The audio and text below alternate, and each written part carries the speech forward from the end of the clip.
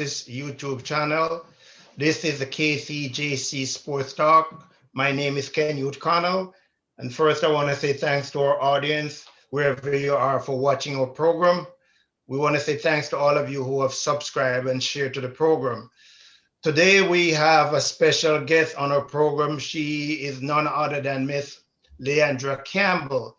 And she has a company that she's going to share a lot of information to us today about her company. It's called the Fighters Movement LLC. All right, so Miss Campbell, want to say welcome to the Brosis YouTube channel. I just got to reveal that you're one of us, but I'm going to leave that for the audience to figure out who are you. So can you just give us a brief description of who you are, your academic qualification, and your business, and what stage your business is at, and what it's all about. Okay, thank you so much for having me once again. My name is Leandra. I am a certified personal trainer. I also have my bachelor's in life science. I've been studying meridian therapy and all different forms of sports medicine for the past officially 8 years.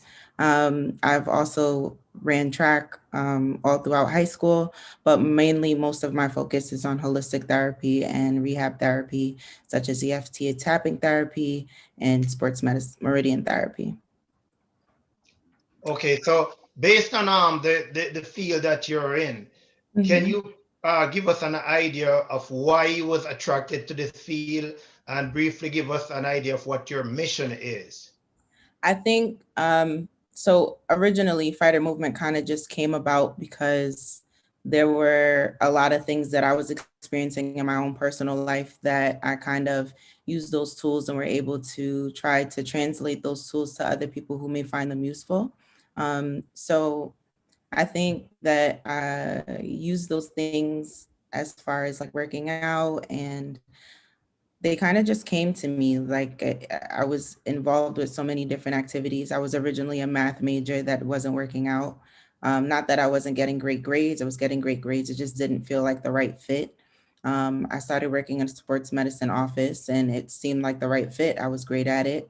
I was able to connect with all of the athletes. I was able to connect with my superiors. I was able to make very informed and knowledgeable decisions. So it just kind of escalated over time and the knowledge kind of increased. And I just try to expose myself to as much different information as possible. So It seems as if from talking to you earlier on today, I see some complexity in your business. Can you kind of outline to the listening audience what the holistic areas, all the areas that you cover in this holistic effort? absolutely.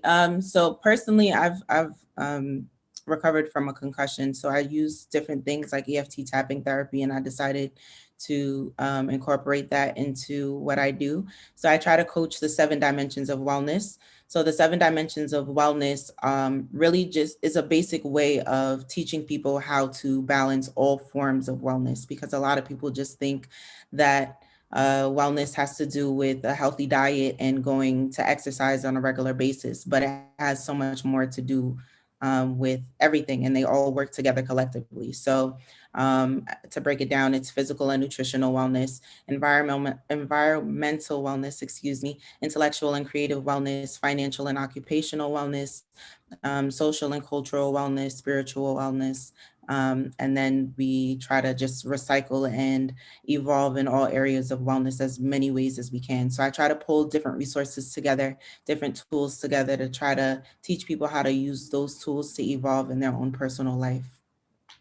Are you just a sole proprietor, or do you have somebody else who is working with you?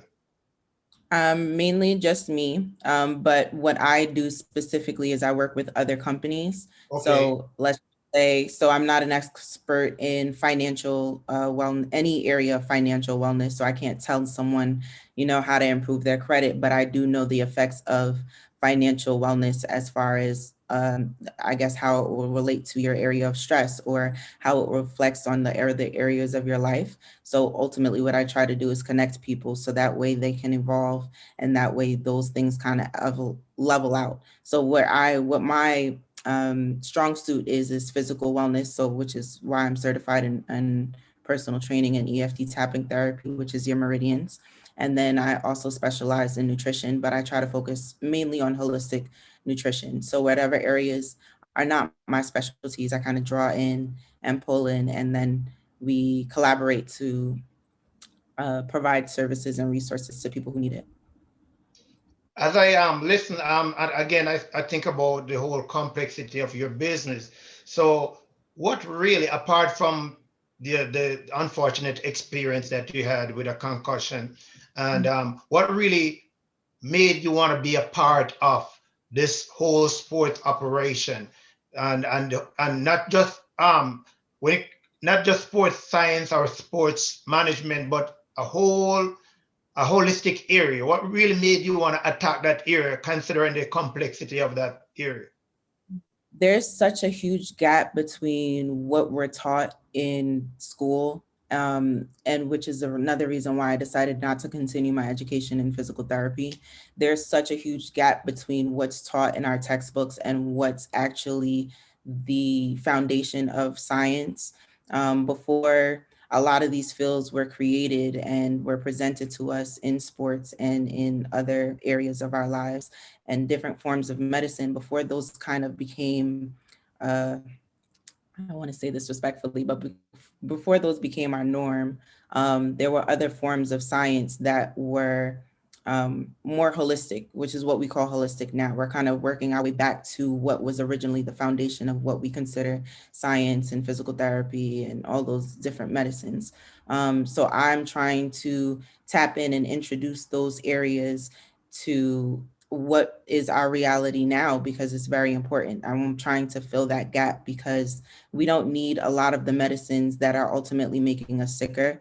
We don't need a lot of these forms of therapy that are ultimately not helping us recover, but also creating more issues. Not that they aren't helpful, but there are more effective ways to present new information. So I think I'm just trying to fill the gap as much as I possibly can.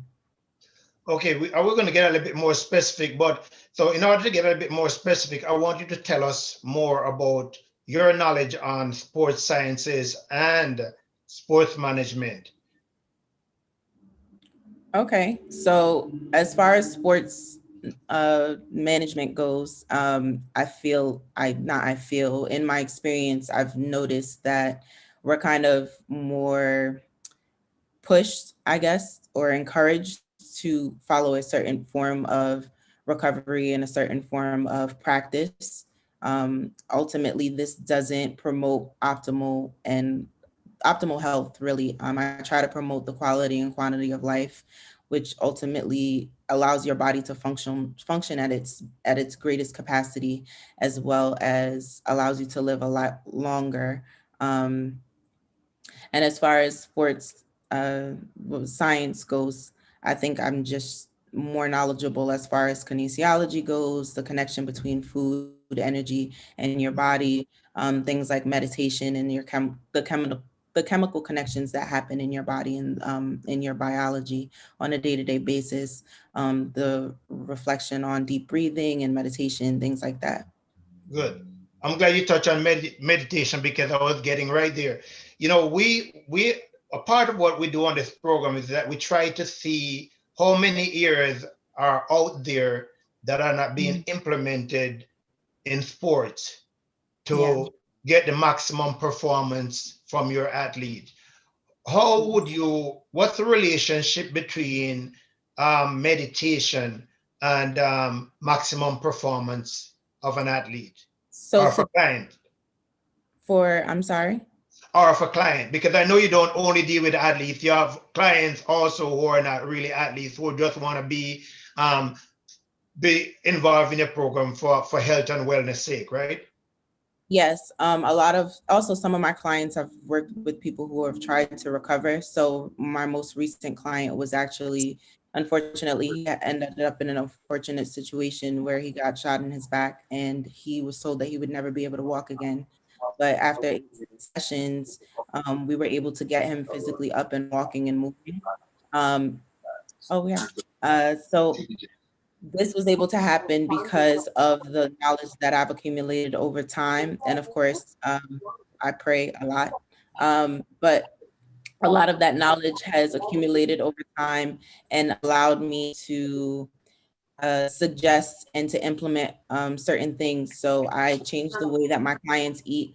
I used breathing to ultimately regenerate the healthy cells. So ultimately, what really happens when you get sick, or what happens when you're not feeling well, or what happens when you are not able to operate at your optimal level, your cells need a lot of recovery. So we can do this in a lot of different ways. Meditation is one of those ways because meditation allows for you to do a really focused deep breathing.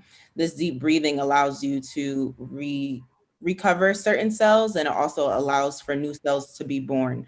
Kind of how sleep, if you think about sleep, sleep is used for rest. Your body burns most calories when you're sleeping. And then also when you're sleeping, your body is able to recover.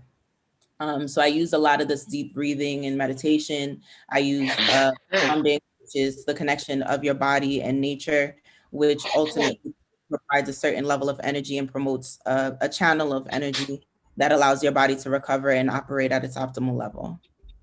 Good. Let me just check. John, are you on?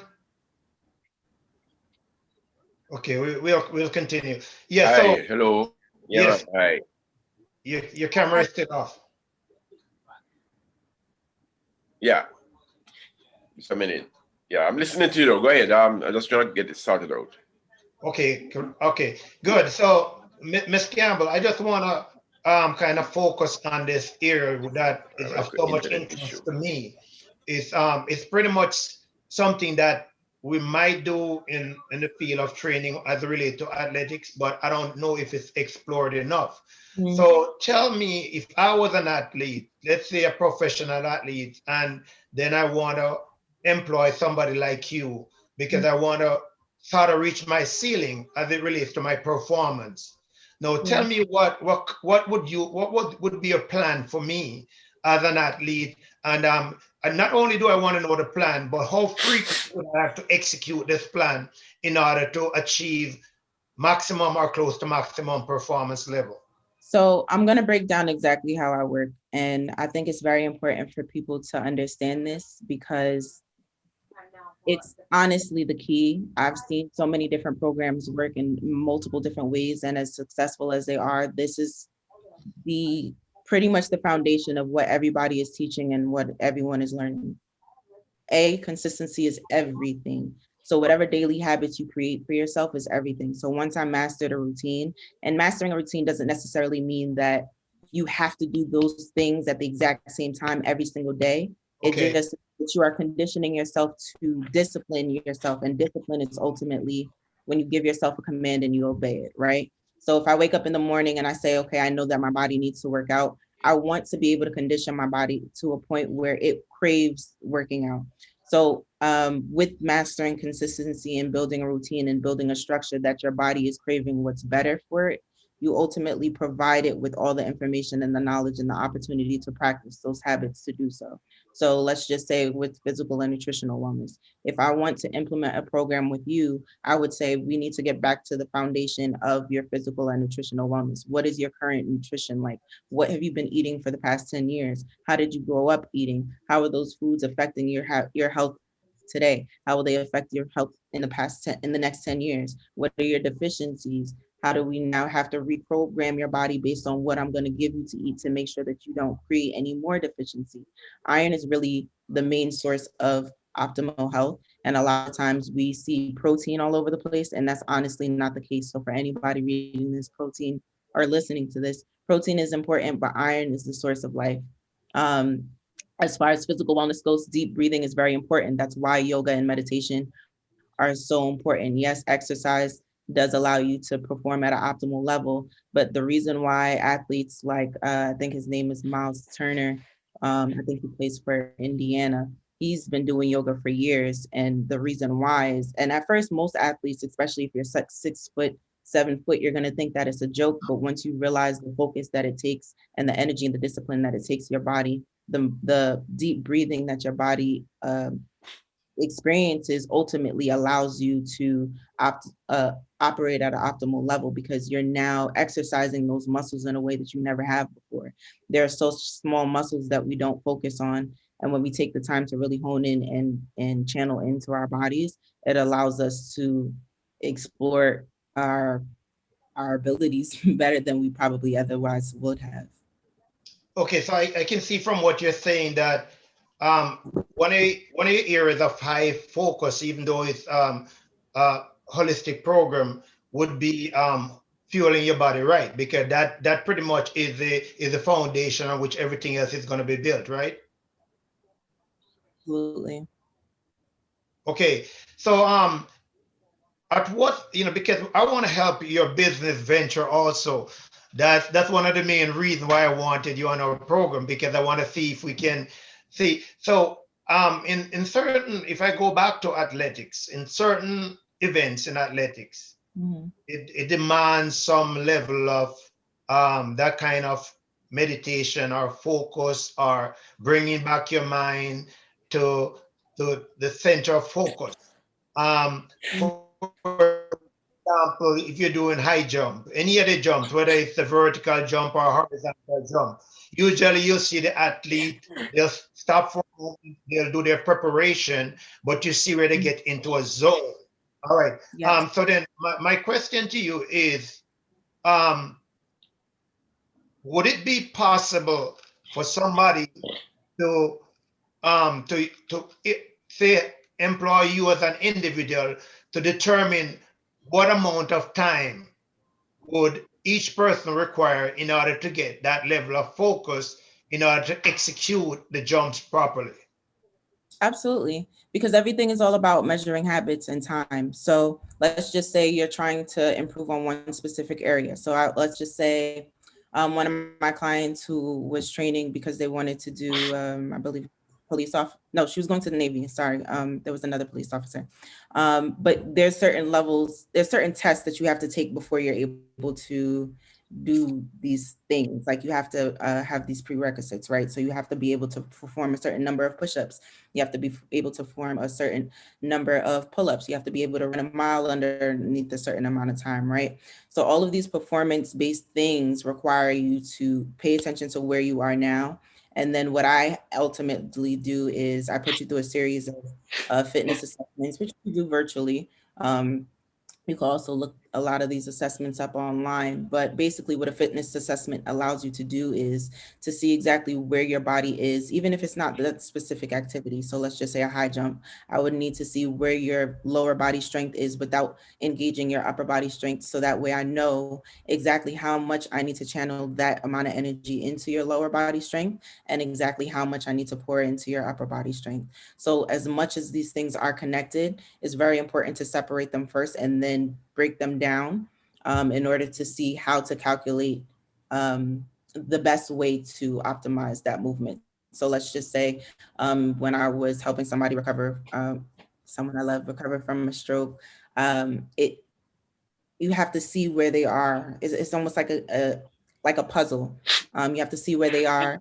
You have to pay attention to what's missing, and that requires you to have a certain level of understanding of energy that flows through the body, right? So even with meridian, this is the 100th meeting point. There's 14 meridians, but we say that there's 10 because a lot of those connect. But when you understand how those energies interact with one another, you're able to understand exactly how much is missing, so that way you can get from point A to point B, if that makes sense. Yeah, I got you.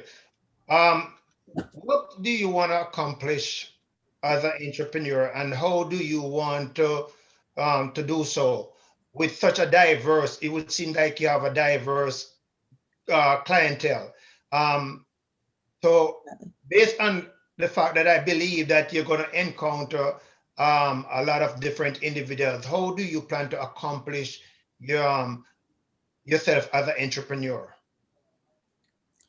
I think the thing that's been helping me the most is recognizing where I am in my own personal life and how much energy I'm able to pour into clients that I have moving forward.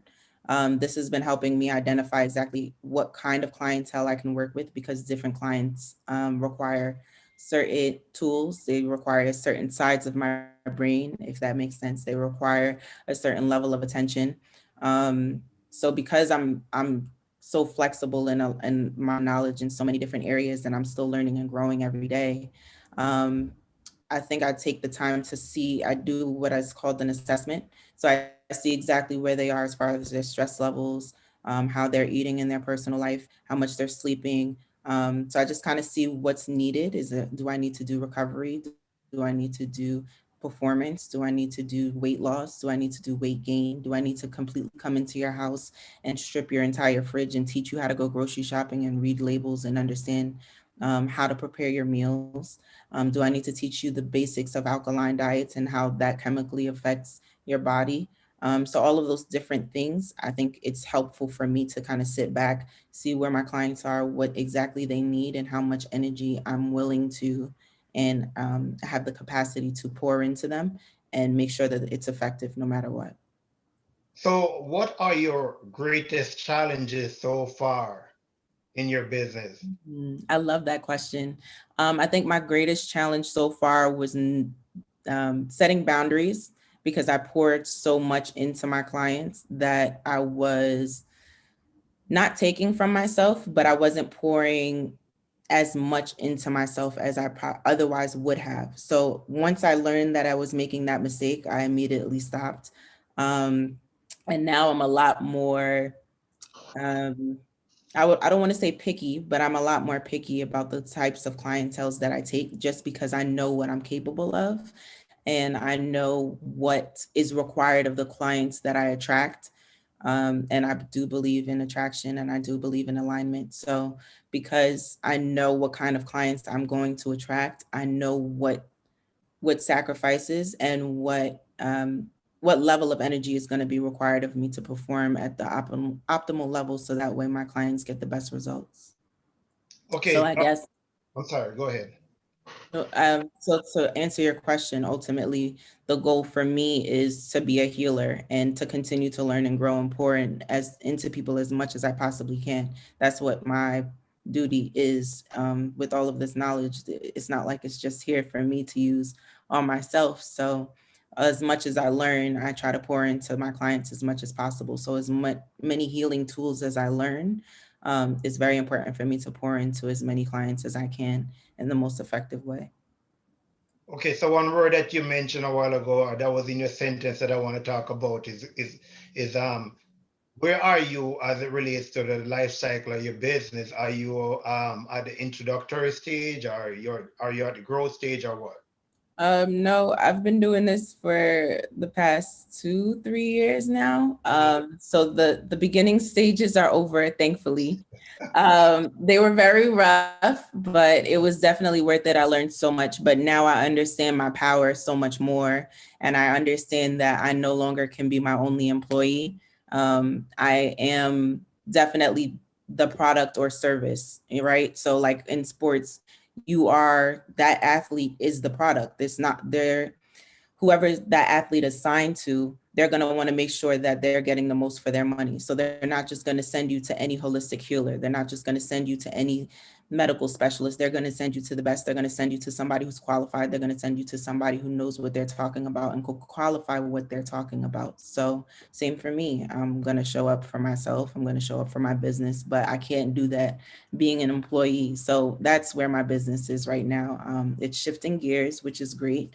And it's allowing me to learn a lot more. It's giving me more time to learn, as opposed to having to show up in 10 different places. My next question is, how has life event, and I want to maybe consider COVID as a life event. How did it, I mean, how does it affect your business so far? What sort of adjustment did you have to make? To be completely honest with you, I don't think COVID affected my business in a negative way. It probably made it even better. I think because a lot of people recognize the importance of what I was talking about. It did change my own personal life, which ultimately affected my business. But guess to answer your question, personal experiences allowed me to kind of have to sit back and recognize, like what I was talking about is exactly how much energy I'm able to pour into certain things. So if I'm working with a client who's trying to learn to walk again, I can't take on 10, 20 clients who are trying to lose weight. It doesn't work, because the energy that's required of me and the energy that's required of my clients is our standard. So I definitely took less clients, which was great, because it did allow me to make some adjustments to my program that were some great improves. And yeah, I don't think that COVID affected me in a negative way. I think COVID was a thing. Okay, so I'm a new client is who heard about your program and is very much interested in your program. All right, so tell me how you would sell the program to me based on, I want to know about the feature of your program, the advantage, and why I should be a part of your program. Let's say I'm looking for the feature, the advantage, and the benefits of your program. How would you explain that to me to make it attractive so I want to join up as a client? I've never been asked a question like that, and I do, and I appreciate you asking that. So what I would honestly ask is, where are you in your life right now? When you wake up in the morning, on a scale of 1 to 10, what level of stress do you feel? And that's an honest question. On a scale of 1 to 10, when you wake up in the morning, what is your level of stress? I would probably ask a question on how many hours of sleep do you get on a regular basis from Monday through Friday? I would ask a question as, how many times a day do you eat, or do you have a craving? I would ask things like your skin. I would look at your skin. When I say I look at the human being and where they are in every aspect of their life, if you were to take my assessment on my website, you would see that I literally have to look at every aspect of where a human being is in their everyday life, because that will ultimately tell me what I need to do for that client. So if you're looking to improve your life in wellness, wealth, and wisdom, which is learning how to manifest, which is learning how to attract certain things into your life and learn from certain mistakes and understand certain patterns in your life, and wellness, understand all 7 dimensions of wellness and how to improve in those dimensions of wellness, and wealth, ultimately how to attract wealth into your life and understanding what that means for you, because wealth is not the same as person A and to person B. So I would analyze exactly where you are in your life and understand how to take you to where you need to be and put you at an optimal level based on eating habits, exercise habits, what kind of exercise fits best for you, because weightlifting may not be the best option for everyone. And just figuring out exactly where you fit on your own scale and how to take you from maybe a 4 to a 10.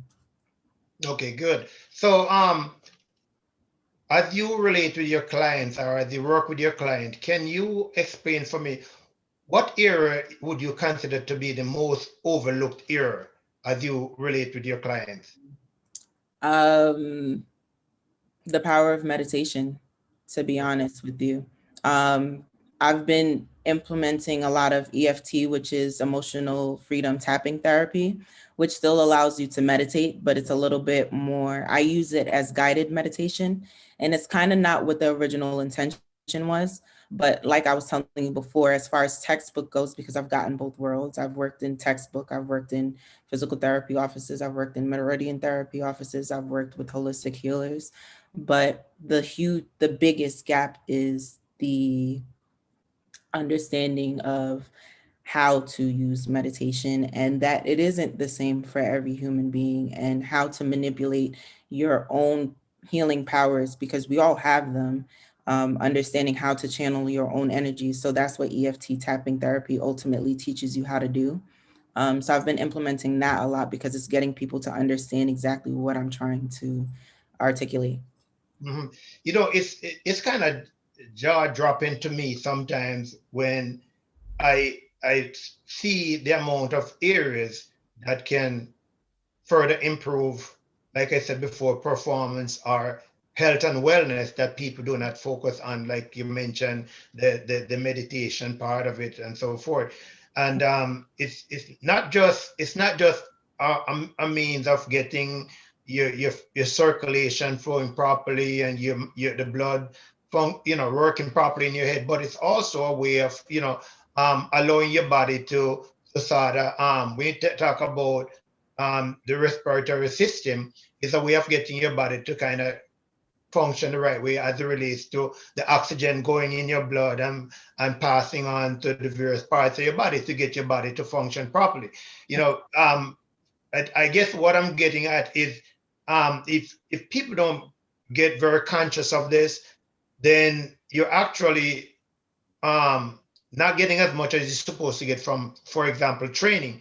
Because a lot of times, for example, when you're trying to get kids to relax and you say breathe in, if you notice they're breathing the wrong way, it's not, you notice they're breathing, but yet the chest cavity gets what? It gets what? Smaller, right? And then you say breathe out, and then it gets bigger. You know what I mean? So then I'm saying that people like yourself, if you really promote what you're doing and identify these areas that are very critical to performance, this can be a humongous business, you know what I mean? And I'm sure that you're seeing these things coming up as you go along.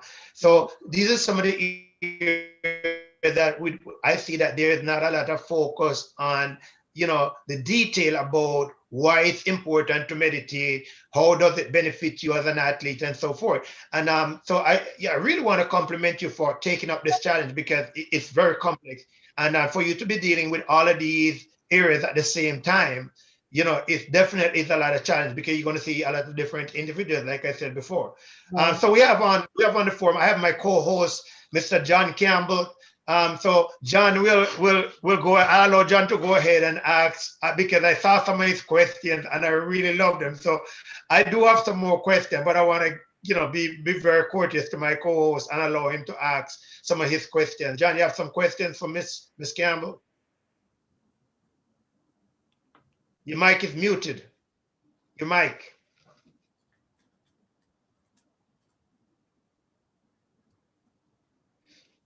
Where Your mic, John, your mic. Boy, oh boy, oh boy. It must be the coffee. Hi, yeah. So I was saying that I've been kind of listening to what's been happening, and I think more or less you have touched on a lot of the things that I would have more or less, asked and so on. And your response, the responses I've heard, again, covered a lot of the things that I probably would have asked. Apart from the fundamental things like, what sort of training would you need to engage in order to, to practice holistic therapy? Little things like that I would like to know as well. And just the value of holistic therapy to the overall wellness of people and health, which again you have touched on, which you can elaborate on as when the program starts. But yeah, so yeah, I more or less in the same kind of realm. Actually, what you guys are talking about is really important, and the way that you're asking me these questions is really important, because it's kind of you're helping me understand how to articulate to my audience a little bit more. So I'm appreciating this conversation so much. Absolutely. Because what I'm realizing that's difficult for what I haven't been articulating quite directly is all of this, all 7 dimensions of wellness, everything about this holistic healing and these small muscles and understanding, the connection between breathing and how to recreate healthy cells and how it affects the blood. All of these different things all just requires you to stop moving. Everything that I'm teaching, everything that I've read, everything that I'm implementing, everything that I'm showing people and introducing to people and putting into my clients, quite literally just requires you to stop moving. A lot of times, sometimes even with my last client, like I was talking about, who I've never worked with a paralyzed client before in my life. And for him to start walking in 8 sessions is literally beyond me. All of these things literally require you to stop moving and listen to your body. We move so much. We're doing so much all the time. Even when we're not doing anything, our brain is constantly flowing with thoughts. And a lot of these thoughts, whether they be conscious or subconscious, ultimately affect how we operate and show up in our everyday lives. So again, back to what we were talking about meditation, it's very important for us to just stop sometimes and listen to our bodies, because our bodies will literally tell us what it needs. Our body will tell us, hey, you're eating too many feminine foods. Hey, you're eating too many masculine foods. Hey, I'm angry. I have too much of a negative charge. I need a more positive charge. Hey, I need some more sun. Your body will tell you, I need some more sun. You can't get vitamin D from a pill. You need to get it from the natural source of sunlight. So there's so many different things that if you just stop, which is a lot of what meditation and yoga implements. And quite frankly, quite literally, yoga is literally meditating on and doing what you're doing and being present in whatever you are presently doing. So even if I'm combing my hair, I'm meditating because I'm present in that moment. All of these things as far as holistic wellness and allowing your body to operate at an optimal level, no different than your body will say, hey, I'm freaking thirsty, and Gatorade tells you, well, grab a Gatorade. Your body will naturally tell you, I don't want Gatorade. It has too much sweets. I want water. I want alkaline water. This is why I want alkaline water. If you just take a moment to stop, which is literally what meditation is. Sometimes I have to do this for myself, is just set a timer for 3 minutes and not do anything. If you just stop for a moment and listen to your body, it will allow you to listen to what it's asking you for. And I think that's the skill that I've developed with all these different fields, is allowing myself to listen and connect with these different bodies and listening to what the body is telling the person that it needs. So even when I'm working out with the client, I don't know what I'm going to train. I don't know what workout I'm going to do with that client for that day. But I listen to what the client's body is telling me that it needs, and I implement that. So yeah, I guess from listening to you, and um, it's obvious that this is or should be promoted as a lifestyle. It's a lifestyle that people have to understand. It's not just a program whereby you come in and I teach you how to do something. I'm actually teaching you a lifestyle that you need to practice for the rest of your life. And if you do so, then you're going to be not so dependent on, as I heard you say that for the vitamin D with the sunlight and so forth.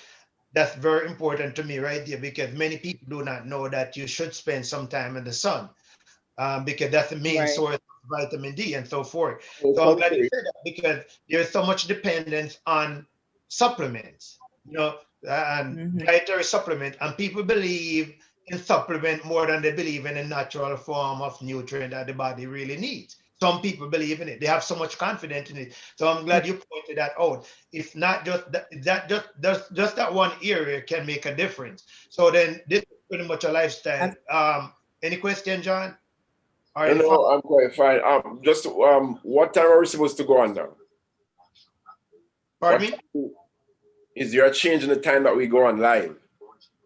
No, actually, there was some problem with now in getting on, but we were going to continue. We have another let's say 25 minutes before we get on. No, we got on at about, I think it was about 8:30, which I mean 7:30 Eastern time. Right. Yeah. Okay, so entrepreneurship. Yeah, I want to touch on that. But I want to ask you about your short-term business objective. What are some of your short-term business objectives? My short-term business objective is to give something tangible to people so they don't rely on me. I think a lot of times when people are looking for a coach, no different than in sports, they kind of look for somebody to latch onto and rely on, no different than a pill. We're kind of trained to think like that. I'm trying to develop something that allows people to digest everything that we're discussing right now in a healthy way. I don't want anyone to rely on me for their source of, evolving. I want them to take the tools, digest them, and learn how to do. I tell my clients all the time, I'm training you so that way you never need another trainer again. And I've literally only had one client who's ever needed a trainer after me. And that was just because they wanted to lift heavier and I no longer lived in that city. But I train people to no longer need me to think for them. I train people to no longer need me to tell them what their body needs for themselves. So I'm trying to develop short term, something tangible for people to understand and digest the information that we're talking about right now. And to add to that, what are your long-term business objectives? And when you answer that, the second part of the question, I would like you to answer or explain to us. How they are compatible, the long-term are compatible to the short-term business objectives. Well, long term, ultimately, like I said, the information that's been coming to me. So I've been reading a lot about Reiki. I'm also going on a trip this year that's going to allow me to learn a lot more about Reiki, which is another form of healing. And then some other, shamans, things like that. So I've been learning a lot more tools like that, other than just meridian therapy that I've been doing. So long term, ultimately, I know that I'm going to continue to grow in this field of healing. I'm not sure, what other experiences I'm going to learn along the way, what other herbs, what other tools I'm going to learn along the way, what other people I'm going to learn, or what other sources I have within myself.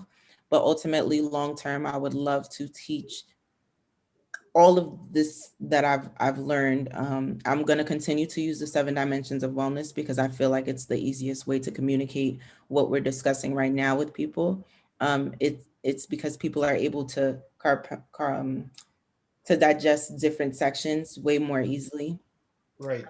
So together, long term, I'll be able to not I'll be able to set a tone for people to not rely on me to do what they need to do for themselves, but teach them to do it in the process and continue to build on that. So I continue to grow and learn and heal and pass back the information and grow with people. I don't want to be ahead of anybody. I want to grow and pull people with me. So. Great. Okay, so it's important because of the kind of business that you're operating. It is important to know.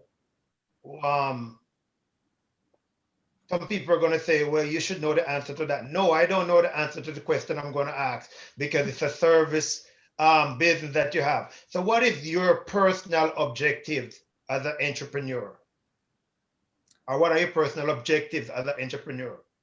My personal objective as an entrepreneur is to have more than one business that is effective in everything that it does. I'm very aware of what business is. I've been raised by 2 phenomenal bosses. So I've seen so many different aspects of business. I've studied many different aspects of business, and I know that this business has the potential to develop into so many other things. Like I've created my own teas, and like I said, I don't want to be my employee, but I understand the power in what we're talking about. I understand that I understand the power of employing people. I understand the power of, knowledge. I understand the power of, setting a price and adding tax. I understand how those things work.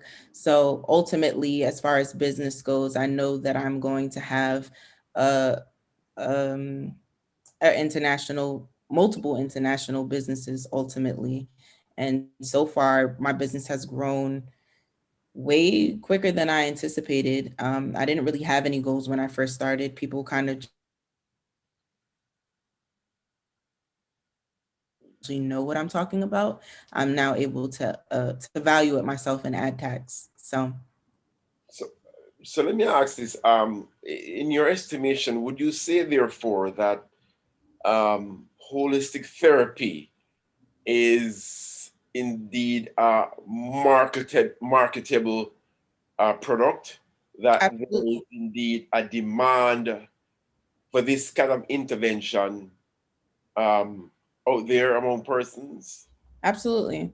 There's one thing that's going to be true for the rest of life. People are going to be born, right? Like we're all going to have a body. We're all going to have to learn how to use that body. We're going to have to learn what to eat.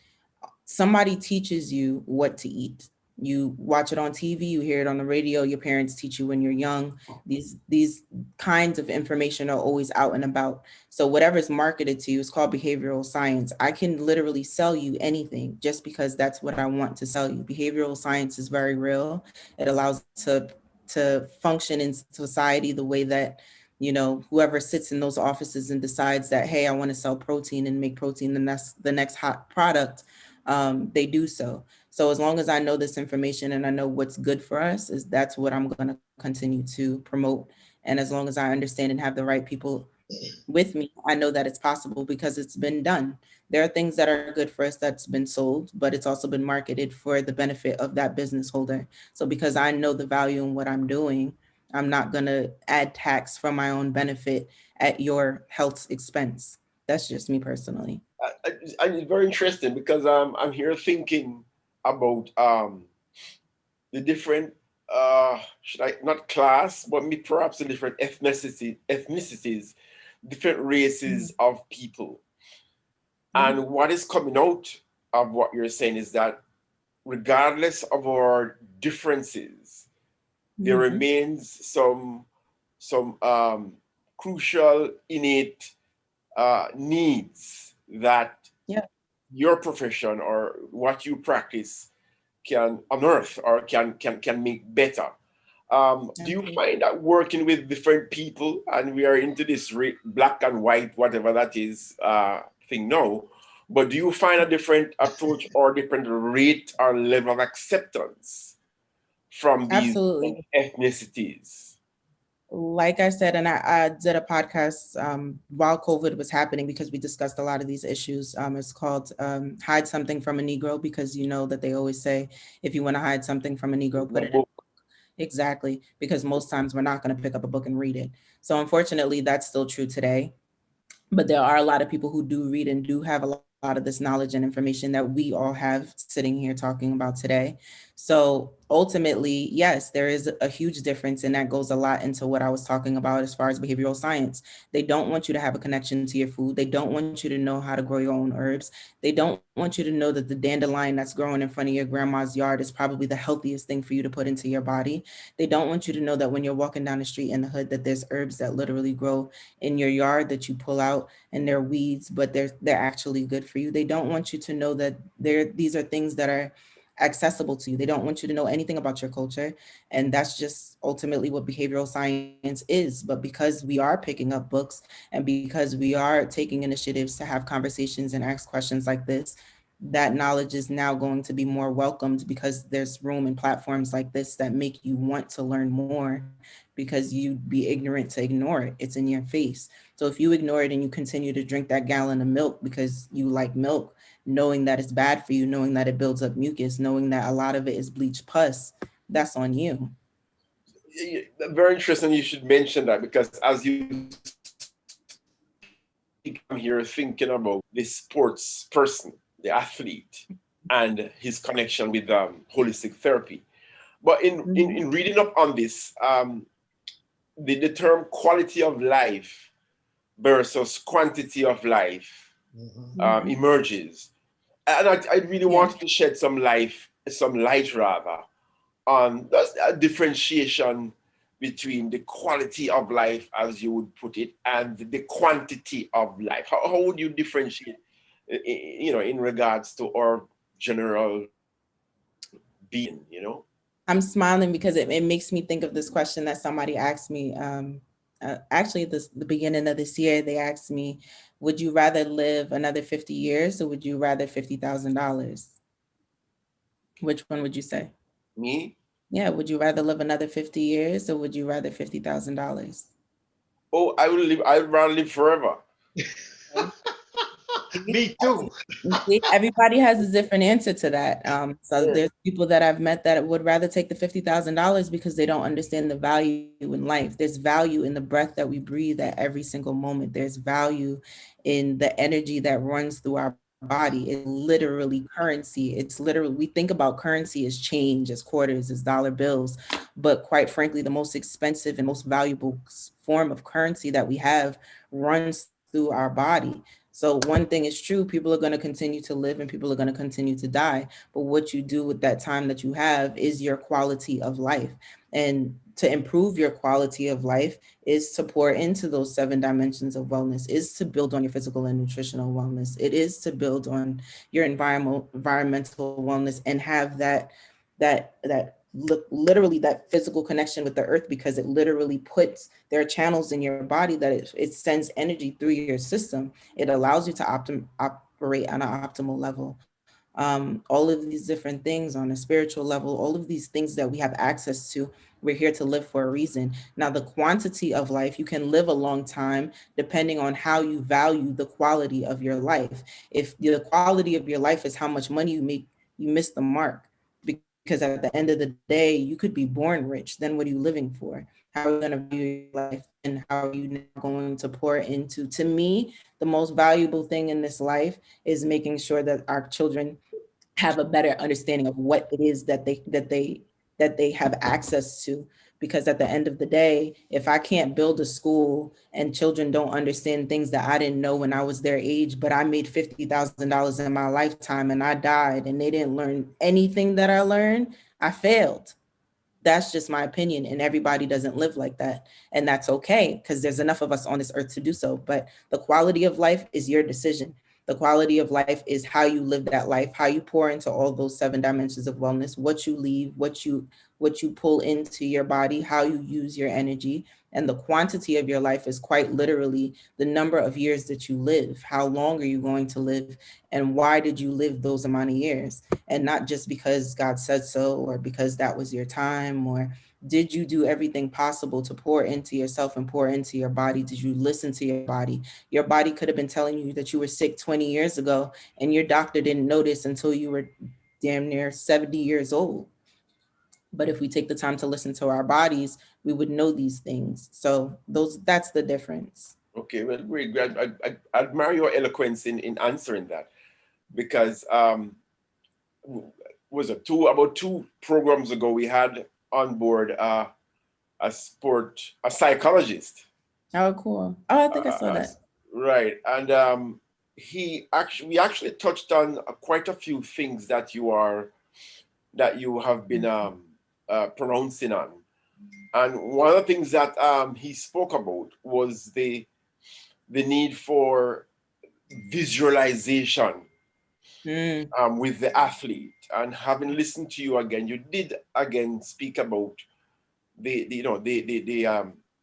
issue of deep breathing, the issue of trying to reconnect with your innermost energies in a bid to optimize performance. Exactly. Have you in your time experienced or dealt with anyone where you were able to lead that person inwards, to tap into that person's inward energy, to make that person a better individual or better the end, Absolutely. And I'm sorry. I was saying better development or impact their development in whatever year they're trying to develop it in. Absolutely. What happens when you're in sessions like that, when somebody understands the power, and to be completely honest with you, the first session that I ever did, and the last session that I've most recently done, those were probably the 2 most impactful experiences that I've ever had, because in the first one, I didn't know that I had the power to do that. I didn't know the power in literally my voice and the vibrations. Vibrations is another thing. So visualization, absolutely, it's a very powerful thing. But vibrations, the vibration of my voice is healing. And I had to understand that. And I had no idea that that was a thing when I started. I just knew that the person that was in front of me wanted to try this new thing, and they were experiencing a lot of stress, and they didn't want to drink, and they didn't want to smoke a blunt. So, sorry, can I say that? They didn't want to interact with other and engage in other activities. So what they did was we sat and I gave them another option, and I used the power of my voice, and we sat and we meditated, and they felt so much more relief. They were able to get up. They felt more relaxed. They didn't feel the stress or the burden of what we went into that session with. And they were able to think more clearly about how to approach that. Now, I'm not saying that I'm perfect at it and that, I always was able to do this for myself. But over time, I've learned how those vibrations and how those deep breathings affect people and affect me even in my personal life. So my last session, I actually used EFT tapping therapy, which I used for myself when I had my first anxiety attack, which is why I ultimately started using it with other people. That was the first time that that person told themselves in their life that they loved themselves. This year was the first time that I hugged myself, and I didn't realize that I've never hugged myself before. I never gave myself a kiss, and we don't realize those things until we do them. And those things are so important. We expect them from other people, but we don't understand that those energies that we give and we pour into ourselves are just as important. So when she told me that she'd never realized that she went 30 something years without telling herself that she loved herself, quite literally, even in the form of meditation, that was a powerful thing. And she's a business owner. She's an entrepreneur. She owns a gym. Her family owns multiple countries out here in Atlanta. She's phenomenal, but we don't realize the power in doing those things. So yes, visualization and also vibrations of our voice and those energies and connecting to those things and putting them all together, they matter. They're very important. Absolutely. Okay. Go ahead, Ken, you were saying? I heard you mention earlier on about natural herbs and so forth. Mm-hmm. And I know that you're a limited liability company, right? Yeah. But I'm still a little bit concerned about the legal environment of your business. Mm-hmm. What sort of protection or what are the risks of giving a person the wrong dosage of those natural herbs that you're talking about?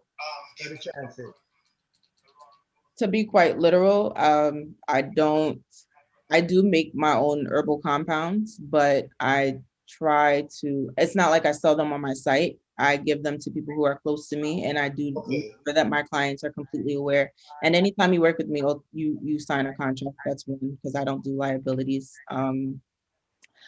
Two is they also know that one has nothing to do with the other. If they want to try it, it's because they've experienced me for long enough and that they are almost desperate. So originally, when I first started learning about herbs, I remember the first time I even learned about sea moss was in Newark, New Jersey. And I understood, that legally it is a liability. But at the same time, it is a liability because they know, like we were talking about before, the power of behavioral science. They don't want us to have these keys. They don't want us to have these tools, whoever they are. But I understand the power in them, and it's up to someone's own discretion whether they want to use it or not. You make the decision to go to a bar and drink as much as you want to drink, knowing that you can get drunk off of 1 or 2 drinks or 3 or 4 or whatever you think your limit is, but you still do it. So if you're willing to take that risk with your health, knowing that you would very easily take a prescription from a doctor and go and get a prescription that you know absolutely nothing about, that's way more harmful for your body, that's your choice. But for me, I make sure that I'm protected legally at all times. And I make sure that I always provide the knowledge that I have. So I don't just give anything to anybody. I always make sure that they have the research, they know what they're taking. So I give them the name of what it is and I tell them exactly what it does. My family is a lot more trusting, of course, but anybody else that's outside of my family, I make sure that they know exactly what ingredients they're getting, exactly what local stores they can get it from, where they can get it from online, how many different ways to look things up, how to read labels, how to understand exactly what levels mean what. And sometimes people don't understand as much as herbal compounds are healthy and they are herbal. Some herbs don't work best together, and that's also important to understand. So I don't play with anything that I don't know enough about. Yeah, and perhaps important, as you mentioned about herbs and quantities and so on, critical also to understand that even though there may be goodness in a certain product, overusing a product can be just as harmful as not using a product. And I think sometimes we miss this key point.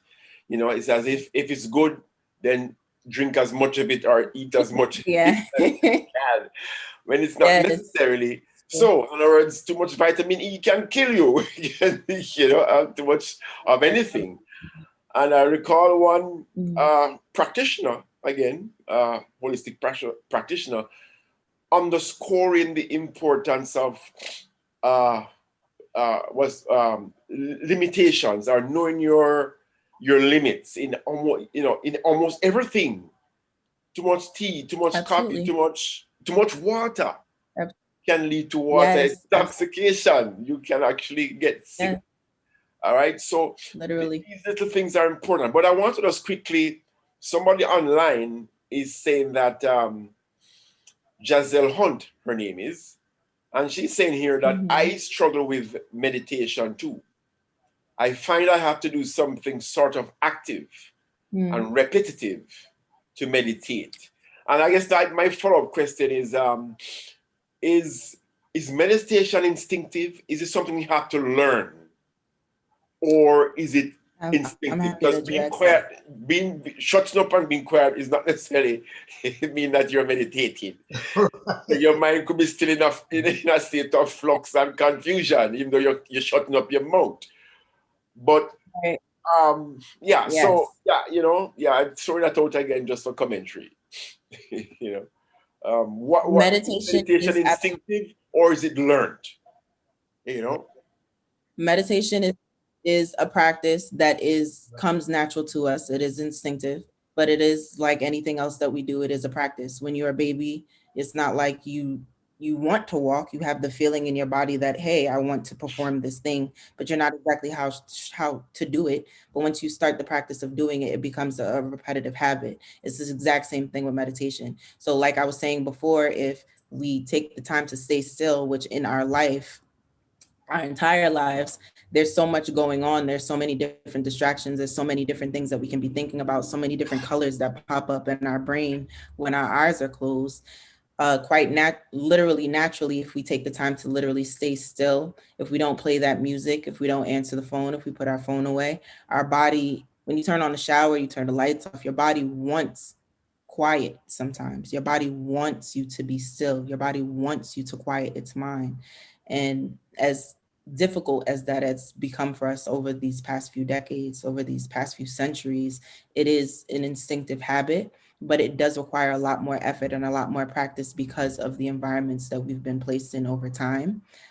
So that's a lot of the reason why I've been implementing a lot of EFT tapping therapy and making it a lot more interactive, because it literally guides you. It's a guided meditation. So I'm telling you exactly what points to tap, what they do. So you could tap your gallbladder meridian, you could tap your upper lip, and all of these different things channel different sources of energy, but it's quite literally detoxing certain energies, detoxing certain areas of your body and certain organs.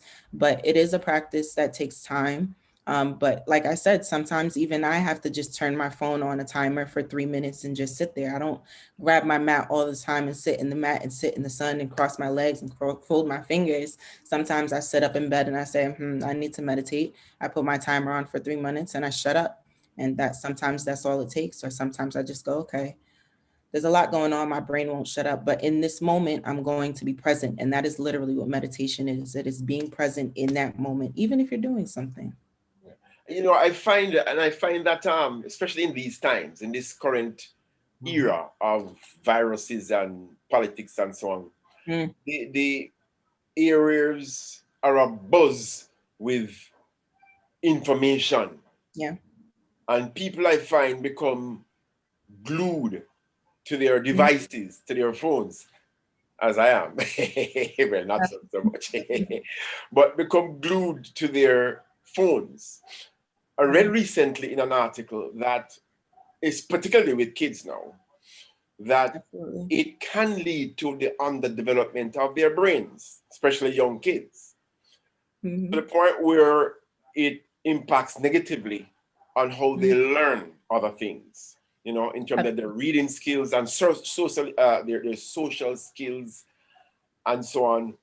How does one really integrate the discipline that's necessary, because you just touched on something where you can say, put down the goddamn phone for a while, you know, turn it off or put it on airplane zone or something. Yeah. And shut that out for a while, because regardless, it's gonna come rolling back at you later on anyway. Once you turn the phone, it's gonna come bubbling to you anyway. Right. You know, how can you develop that self-discipline? How would you advise persons to develop that discipline? Say, hey, let the phone go, let me turn off the TV and let cleanse my mind a little. You know, what do you tell people who are so engaged and so addicted to devices, you know?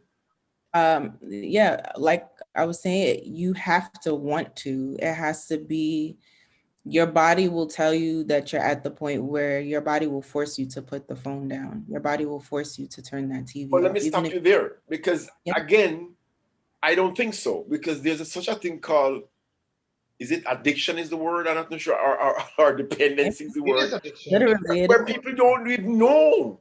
Right. They're not in touch. They're But not in touch with their bodies in terms of their mindset. They're not in touch. Do you remember that normal feeling? Let me just drink some coffee. Maybe a cup of coffee will settle things. You know, grab some coffee. I feel all right now, bubbling on. You know, but absolutely. Yeah, go ahead. Do you remember you saying that too much of anything, even if it's good, it's too much? That's your body will tell you. Yeah, your body will tell you it is You too mean like much. when you drop dead? Yeah. Nah, it may not happen that drastically, but your body will tell you, I don't want to watch TV right now. Your eyes will literally start to hurt. Your body would literally tell you, this is sucking too much energy out of me. That's what I'm saying. It's important to understand the power of energy and staying still. But quite literally, discipline is giving yourself a command and obeying it. And if you're not at the point where you even want to, you're not going to give yourself that command to turn your phone off if you don't even realize that you have a problem.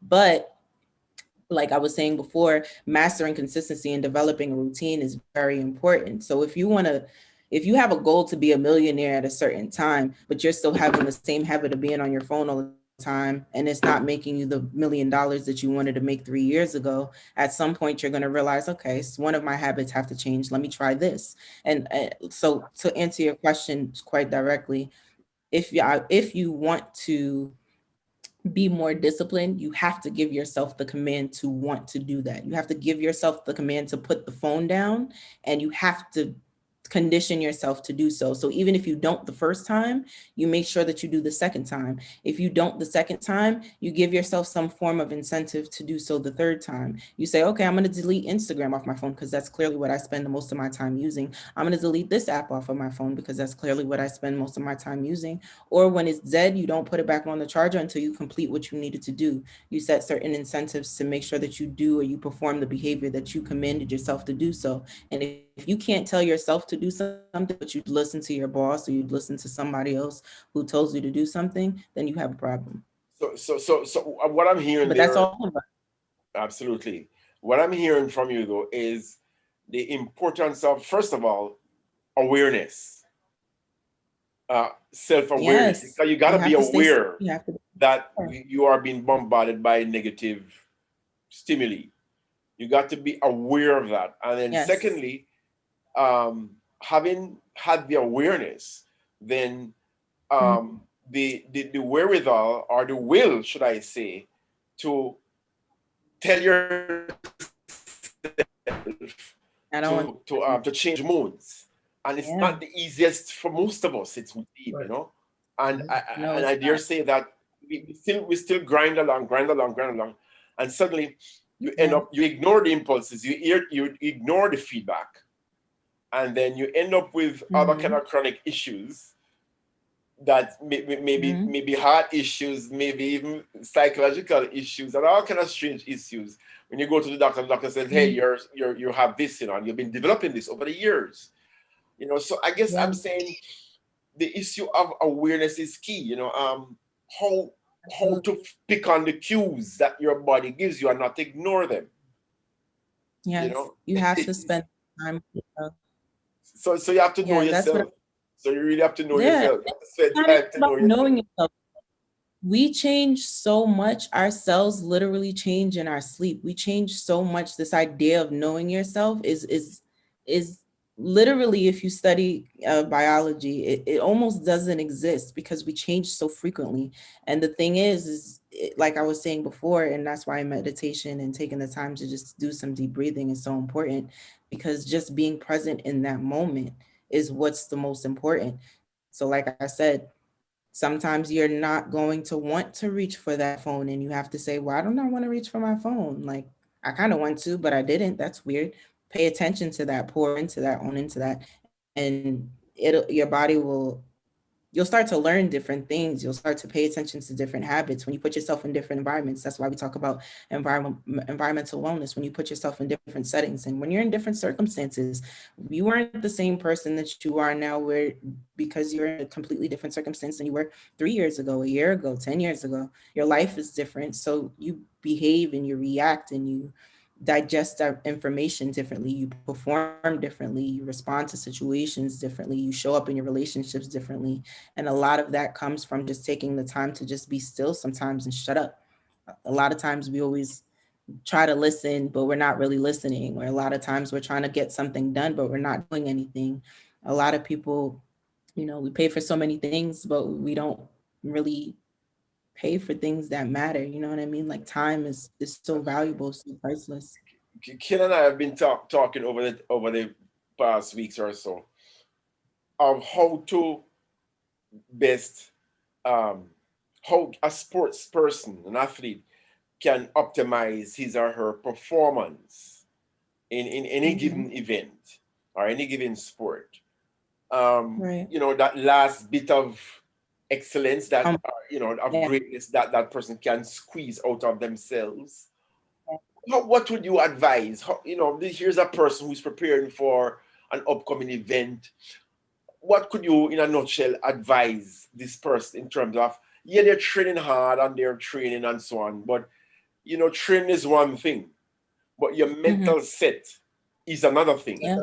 And the merger of both is going to result in the best of your performance, the optimizing of both.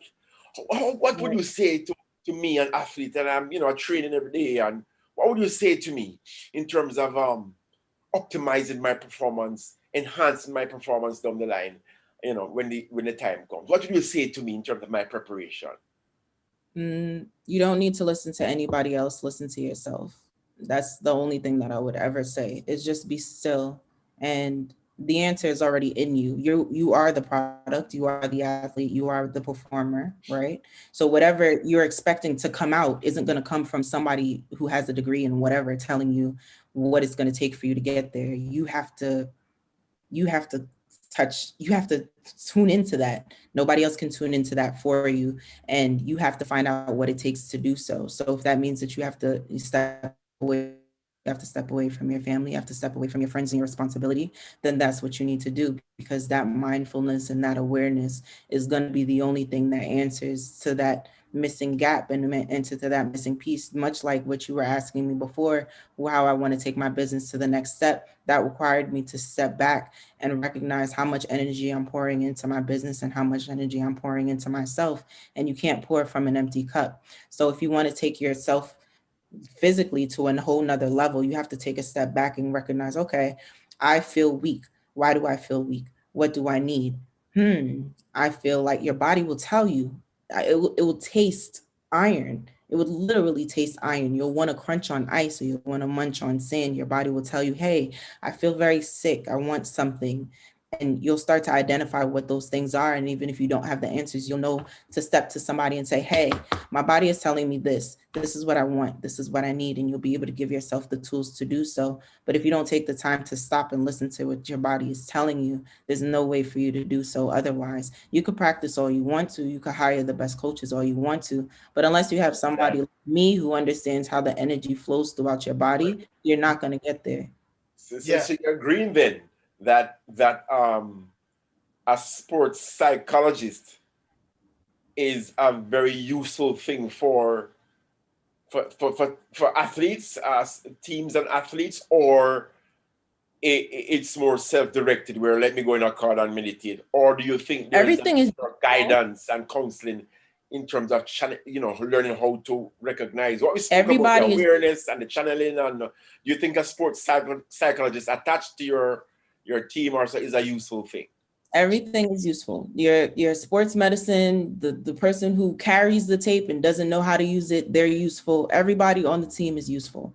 At the end of the day, whatever you want to come from inside of you to come out, the only way for you to tap into that is if you spend the time with yourself to do so. No sports psychologist, I don't care what degree or what doctoral license they have to tell you, and they can't tell you anything about yourself. That's literally, even with Reiki, right? So Reiki is a study of, the energies that flow through your body and they channel through all of your different channels, right? I can lay on my back and I can lay on a mat and I can allow someone who knows how to perform Reiki to perform Reiki on me. It doesn't matter what level or what their level of expertise is, and they could perform Reiki on me. And they could tell me, hey, this chakra is weak, this chakra is strong, if I don't understand what she's talking about, the only way for me to understand what she's talking about is if I feel it for myself. The only way for me to tap into she could tell me, all right, to get from point A to point B, you have to make a zigzag instead of going through a straight line. The only way for me to do that is if I experience it, point blank, period. The only way for you to get to that point A to point B is if you put yourself through the ringer and you do it. And you can have all the tools in the world. You can have the most expensive professionals in the world, and you could perform at the most optimal level. But unless you spend that time with yourself, there's no way for you to understand how to get your body to the next level. And there's no way for you to understand exactly, even emotionally, if you're hurting. Like, I remember one race, I was racing at Penn Relays, and I did not want to be there. Like, there was no part of me that wanted to run that race. My dad was in the crowd with all his friends. There was no part of me that wanted to run that race that day. And it doesn't matter how fast I ran, and it doesn't matter what place I finished. The fact that I didn't want to be there is what stopped me from performing at my optimal level, period. Right. So at the end of the day, you can have whatever professional you want.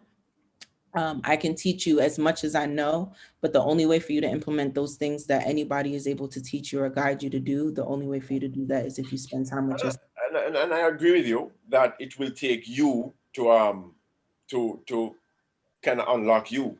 Yeah. But I think, as we agreed when our psychologist was our guest the other day, that there are times when, as you are doing now, as actually you are doing now, just advising that, hey, you just need to zone into you a little bit, So, and it's just a word, it's the word from you, because believe it or not, there are athletes out there who they're just not aware.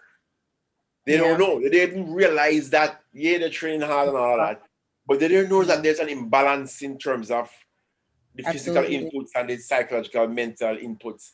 And not to mention the social issues that they may be faced, which impacts again on the mental issues, which impacts again on this. So sometimes exactly a finger pointing you and say, hey, no, it's okay, do that. And that I think that is where let me use the word guidance counselor instead of psychologist, because that is exactly what it is. You're guiding. All of these areas are important, and absolutely. I was talking to Miss Campbell earlier on today, and I was saying that there's a connection between or among all of these areas, and it's very important. Absolutely. And it's going to become more and more important as coaches try to get an edge, because there are so many athletes that are performing at optimal. I would say what you would say pretty much at some level of parity right now. Right. And so in order for you to get that competitive edge, you might have to hire people like Miss Campbell to come out and actually understand, teach your athletes how to use that meditation on the field of play. Because the meditation on the field of play is totally different from tapping into your inner self when you're at your house. Because one thing I remember, all of these things take somewhat a level of discipline. Because I used to do meditation every single day, and I haven't done meditation for a while. And I find out that it teaches you certain things beyond tapping into your inner self. It also teaches you proper posture and stuff like those also. Because in order for you to meditate properly, you have to maintain a certain posture, right? So the meditation on the field of play would be totally different from the one that you do at home. But both are important though. Both are important. So even though an athlete do the one on the field, they should also be doing the one at home because it's for different reasons. But mind you know, this meditation on the field is not, that means don't go to sleep on the field now, you know. No. But it's really about focus. Get in the zone for your event. We were talking about it earlier on, especially like high jump and long jump and triple jump, the jumps, horizontal and vertical. You got to get in that zone. You got to get to some level of meditation. Focus. Right. Yeah. The other interesting too. And we did touch on this many moons ago on the same program, where when you're in a stadium, for instance, like the Azteca, 100,000 people bawling down on you. You know, bawling down.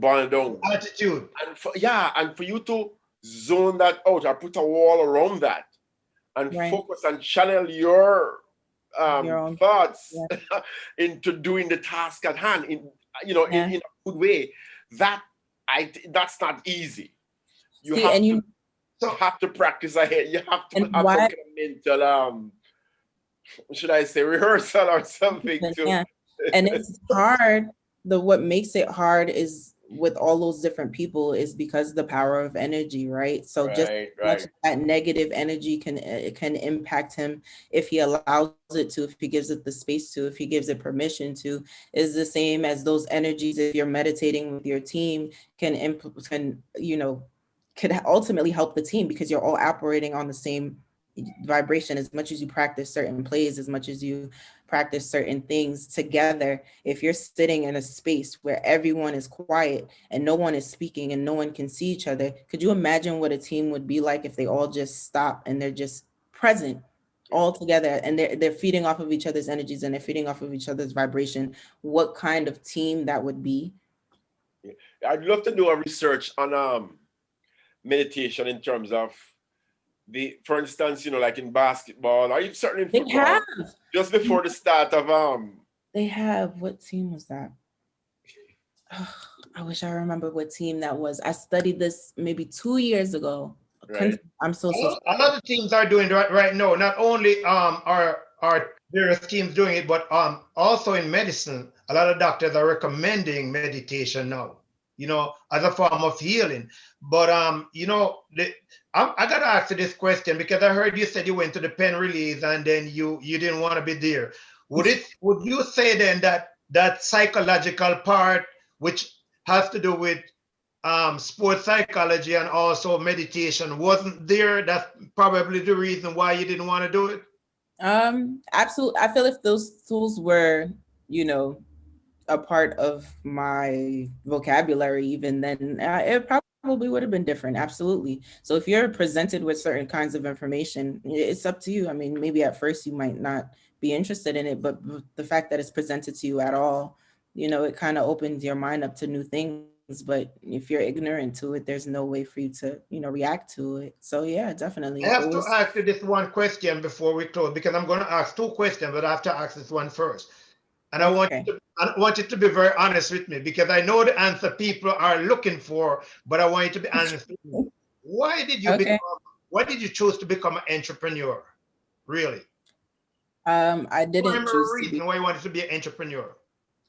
I didn't choose to be an entrepreneur. Kind of, even when I moved states, I didn't want to be an entrepreneur. I tried many times to not be an entrepreneur, but when you're in a position when you can't get a job and you have a skill that everybody wants and is like, hey, I'll pay you whatever you want, it kind of follows you. So I try to respect that as much as I possibly can. But being an entrepreneur is not easy. Like all of these things that we're talking about, I have to do for myself and then also show up for clients and do that for them and teach them how to do that, which requires a whole nother level of energy. So being an entrepreneur in itself, plus the service that I'm providing, it isn't an easy thing, but it's worth it. You just have to learn, how to balance that and do that. But I didn't choose to be an entrepreneur, and I definitely didn't choose this.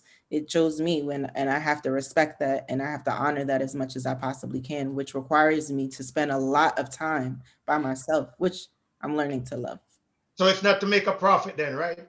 No, because to be honest, people like you were asking me, is it marketable? And it's not easy to market and teach people you know, Right. first you have to make people interested in it, and then you have to tell people that it's worth spending a certain amount of money for it, other than them just getting a pill or you know, laying on somebody's table, or you know what I mean? There's so many different quick options. And just like these kids that are on their phones all the time, when I was growing up, we were reading the back of cereal boxes and the back of, you know, snacks, and drawing on, you know, cardboard, and that was fun. But now things are so quick. They're getting quicker by the moment. They're getting quicker even as we speak. Somebody's developing a new app that's going to capture our attention. So I didn't want to be an entrepreneur, and I definitely didn't want to be so good at, you know, a skill that people were perfecting many moons ago, before, you know, people who don't look like us knew how to tell time. Like, we are the original creators of all of these things that we know. We're just getting back to the information and understanding it on a different level. So learning it and trying to teach it to people who aren't interested is very difficult. You're going against the grain. So it's challenging, but it's worth it. Yeah, I think But that definitely not.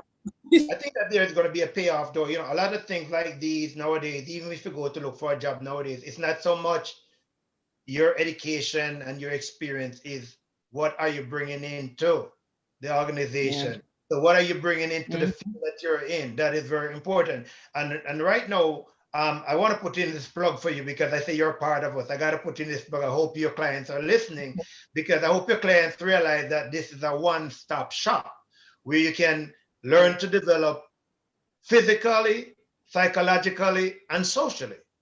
So you don't have to go out and hire a lot of different people or go into a lot of different environments. This is a one-stop shop where you just can get everything that is going to aid in the development that you seek. You know, I think that I don't. Do you have anything else to say, John? No, well, no, I cannot concluding with you. Yeah, and you know, that if you know, develop yourself psychologically, yeah, then that will also take care of your social skills and how you deal socially. Yeah. I dare say it filters down into, you know, a manifestation of a good physical being as well. It's all linked. This is an Amazon-like business model right here. It's an Amazon-like business model. It's one-stop shopping. You can get all you want right here. You know, and also I want you to know that this is a real smart thing that you did, and you're an amazing person. You're well prepared, and I expect to see you come back to us, and I expect to see your program just take off and start growing, because this is an amazing program, and you're amazing also. Thank you. Thank you guys so much. I love the questions that you were asking me. It's going to allow me, it made me think about so many different things. So I really appreciate the time, and I appreciate all of the energy that you guys poured into me today. And I'm so no grateful. Charge. That's what the Brosis Sportz Talk is all about. We are the ones who are doing all the brain searching for things that will make the world of sports better. Not just going out there for entertainment, but all the scientific areas, and we want to put everything together. And you know, what we're finding as we go along, Ms. Campbell, is that even in Jamaica, people are saying that the resources are there, the human resources are there for all of these things, but they're just not being utilized. You know, so what you're doing is powerful, because you're selling it to people. That is very powerful. Why do you think there's such a disconnect now currently? Even though honestly, a lot of the resources that we get out here come from Jamaica still. For centuries, that's been the case. But why do you think there's still such a disconnect in Jamaica? I think it's just that people see sports different from what sport actually is. They see sports, a big part of what they see is physical development, you know, and so not a lot is paid. I mean, when you get to a professional, like a pro athlete, then they pay attention to that. But even in America, like we were talking about when the sports psychology was on a few weeks ago, we were talking about it, that it's not just, and he also worked here for a while, and he agreed with me, it's not just in Jamaica and developing country, it's the same thing here in America. You know, there are a bunch of psychologists out there, and some of them who even concentrate on sports psychology, but they're not being used because some of the coaches don't see the importance of bringing these people in, you know, and they believe that they're getting maximum performance from their athletes, but the term I like to use, you might be getting what you think is maximum performance, but it's not their ceiling. You need to tap into their ceiling. Yes. You know, and as we go along and we see, like I said, you have all of these parity as they relate to sports, you know, like even this past weekend, the Jamaicans, you know, went to the NCAA indoor championship and did so well. You know, these are Jamaicans that went to high school in Jamaica that is not even traditional high school that does well in track and field. Like Kimber Nelson is from Mount Alvernia. You know, she is the second fastest person in the world in the 60 meter right now. Second, and then she broke about, I've never seen that before in the history of NCAA. She broke about 4 different records: personal record, what's that, competition record. I mean, all of those records, and she's just from a small high school. And guess what happened? So the more you see these things occurring where the parity continues to be like what it is now, the more people are going to be looking for areas. That's why I think your program is so important. Thank you so much. But yeah, I agree with you. It's definitely a need for it. There's a huge demand for it. We just have to be willing to have conversations like this to make people understand why it's so important and how to implement it. So yeah, and great job, because the conversation that you're having and what you're talking about right now is why she was able to do that, because there's somebody probably around her having conversations and implementing exactly what you're talking about right now. So as long as you continue. Program is a hard sell, or show is a hard sell also, because people want to hear us, you know, like compete with or disagreeing with each other. But we pretty much see a need for this also. We know it's going to be a hard sell, but there's a need to do this educational side of the whole sports and wellness that we're trying to promote. But once again, we want to say thanks to you. We enjoy every minute of it. And again, I want to say it was awesome. I think that you're amazing as an individual. You're well studied for the program that you're offering to your clientele, and we wish you the best of luck in all your endeavors. Thank you so much. I appreciate our listeners, it. Once again, we want to say thanks for your viewership, and we want to also encourage you to make sure you like, subscribe, and share our program. And once again, as we usually say, we're dropping the mic. Yes, sir. All the best. Bon voyage.